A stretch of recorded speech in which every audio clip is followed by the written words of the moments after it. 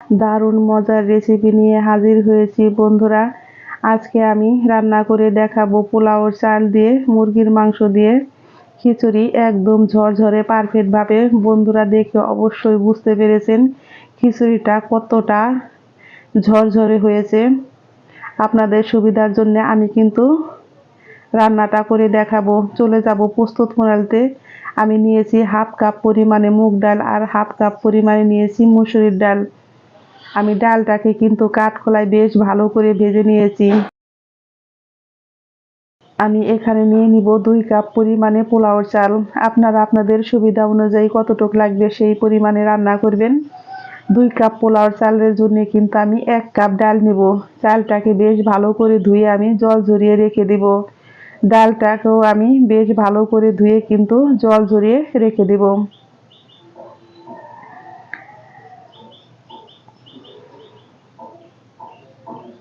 চলে যাব চুলায় কিন্তু আমি একটা কড়াই বসিয়ে দিয়েছি। তাতে দিয়েছি আমি পরিমাণ মতো সরিষার তেল, আর দিয়ে দিব এখানে লবণ হলুদ দিয়ে মেখে রাখা আলুটাকে বেশ ভালো করে আমি ভেজে নিব।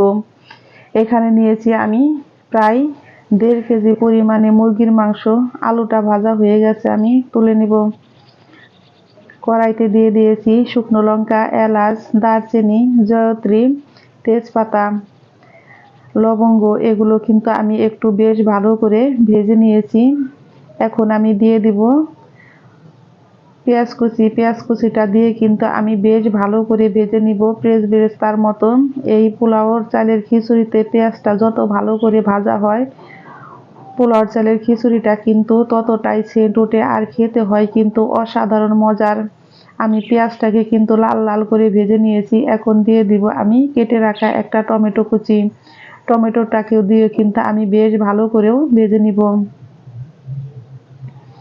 এখন আমি দিয়ে দিব 1 চা চামচ পরিমাণে লবণ।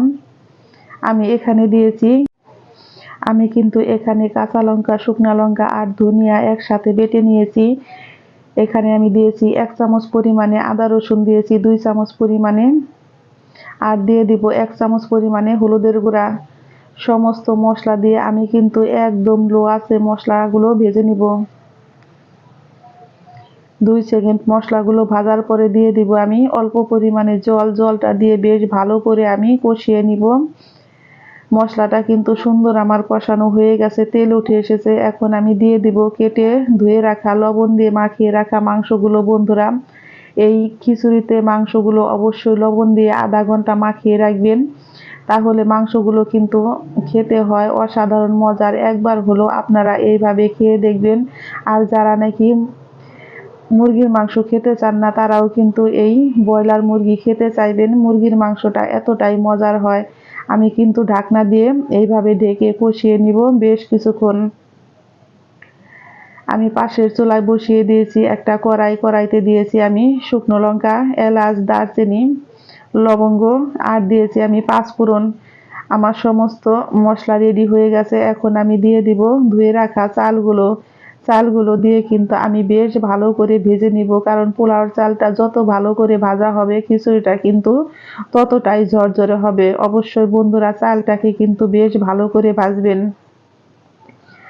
আমার মাংসটা কিন্তু কষানো হয়ে গেছে। এখন আমি দিয়ে দিব ডালগুলো, আর ডালগুলো কিন্তু আমি চুলায় একটু হালকা সিদ্ধ করে নিয়েছি লবণ ছাড়া। অবশ্যই বন্ধুরা আপনারা এইভাবে হালকা একটু লবণ ছাড়া ডালটাকে সিদ্ধ করে নেবেন, তাহলে দেখবেন খিচুড়িতে ডালটা কিন্তু একদম পারফেক্ট ভাবে সুন্দর গলে যায়।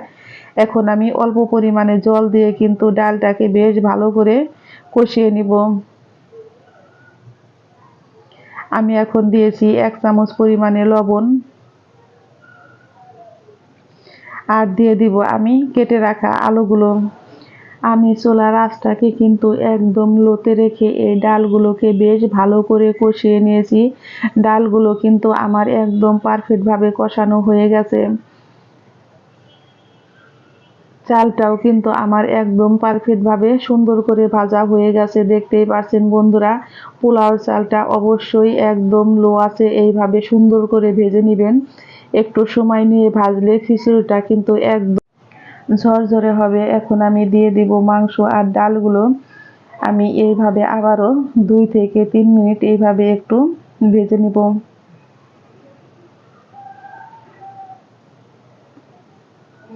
আমার এই পর্যায়ে রান্নার রেসিপি যদি ভালো লেগে থাকে বন্ধুরা অবশ্যই লাইক করবেন, কমেন্ট করবেন এবং যারা আমার নতুন বন্ধু আছেন তারা আমাকে একটা সাবস্ক্রাইব করতে ভুলবেন না। আমার নতুন এবং পুরাতন সকল বন্ধুদের জানাই আমি অসংখ্য অসংখ্য ধন্যবাদ। যে কাপে করে চাল নেবেন বন্ধুরা সেই কাপেই করে কিন্তু জলটা দেওয়ার চেষ্টা করবেন।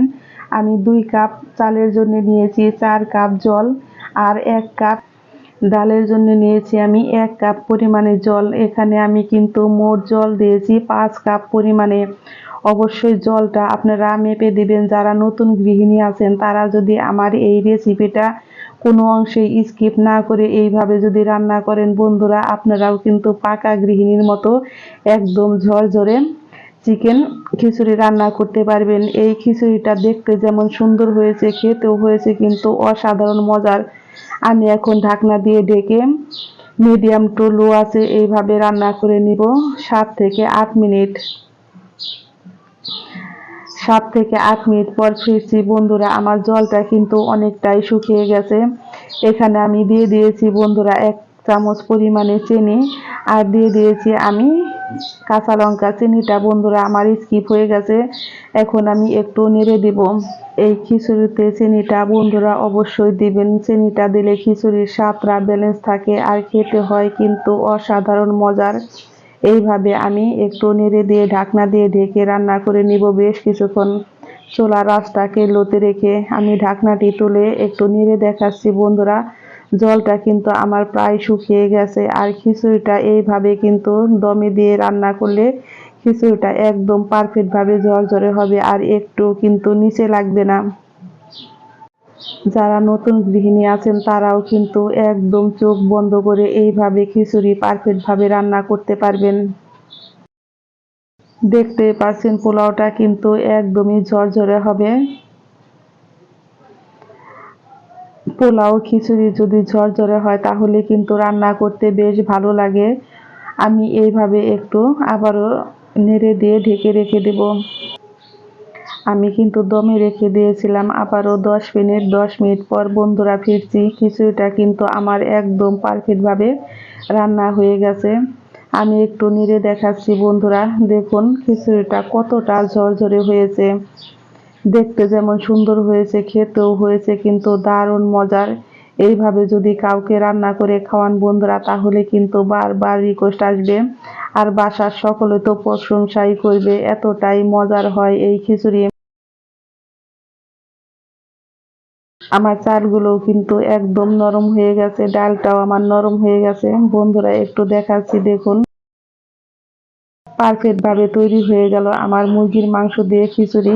সকলেই ভালো থাকবেন, সুস্থ থাকবেন। আমি আবারও ফিরবো নতুন নতুন কোনো রান্নার রেসিপি নিয়ে। সকল বন্ধুদের জানাই আমি অসংখ্য অসংখ্য ধন্যবাদ। চুলায় থেকে নামিয়ে আমি একটু পরিবেশন করে দেখাচ্ছি বন্ধুরা। খিচুড়িটা দেখুন কতটা ঝরঝরে হয়েছে।